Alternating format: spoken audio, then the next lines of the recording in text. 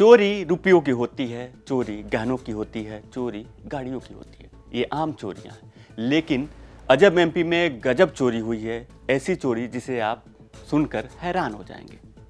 ये चोरी कहाँ हुई है, ये हम आपको विस्तार से बताएंगे। नमस्कार, मैं हूँ आशुतोष और आप देख रहे हैं एमपी तक। भोपाल से मात्र 60 किलोमीटर दूर विदिशा के लोग हैरान हैं, परेशान हैं। ये शिवराज सिंह चौहान का लोकसभा क्षेत्र है, लेकिन इस बार विदिशा अलग ही वजह से चर्चा में है। चर्चा की वजह है एक हैरान करने वाली चोरी।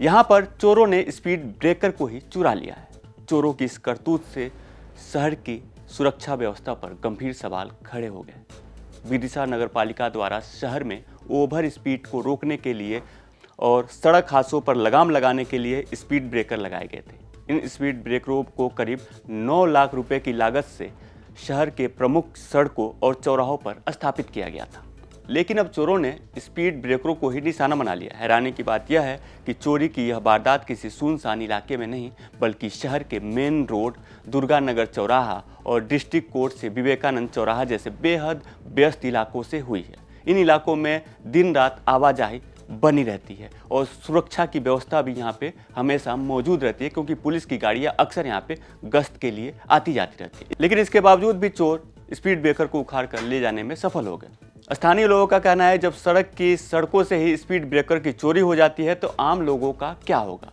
नगर पालिका की तरफ से इस मामले में एफआईआर दर्ज कराई गई है। अधिकारियों का कहना है कि जल्द ही चोरों के बारे में जानकारी मिल जाएगी और फिर ये पता चल जाएगा कि उन्होंने कैसे चोरी की है और इस स्पीड ब्रेकर को कहां ले जा करके छुपाया है। नगर निगम के अधिकारी इस मामले में अपराधियों के खिलाफ सख्त कार्रवाई की भी बात कह रहे हैं।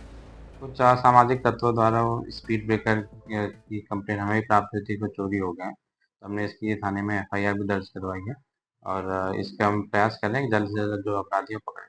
कितने की लागत से लगे थे वो स्पीड ब्रेकर? लगभग 9 लाख की लागत से स्पीड ब्रेकर लगे। मतलब एक असामयिक तत्वों ने सर सड़क की मेन सड़कों से वो स्पीड ब्रेकर चुरा लिए।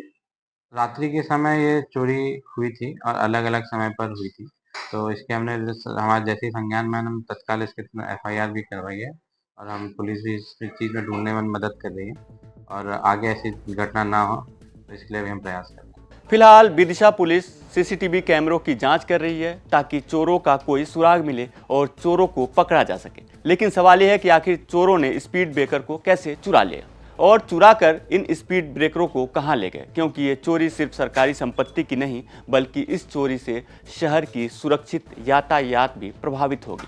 फिलहाल स्पीड ब्रेकर के चोर जब पकड़े जाएंगे तो पता चलेगा कि आखिर उन्होंने किस तरह से इस वारदात को अंजाम दिया। लेकिन चोरी की यह घटना पूरे राज्य में चर्चा का विषय जरूर बन गई है। यह खबर हमें भेजी है विदिशा से हमारे सहयोगी विवेक ठाकुर ने। मध्य प्रदेश से जुड़ी तमाम बड़ी खबरें देखने के लिए देखते रहें एमपी तक।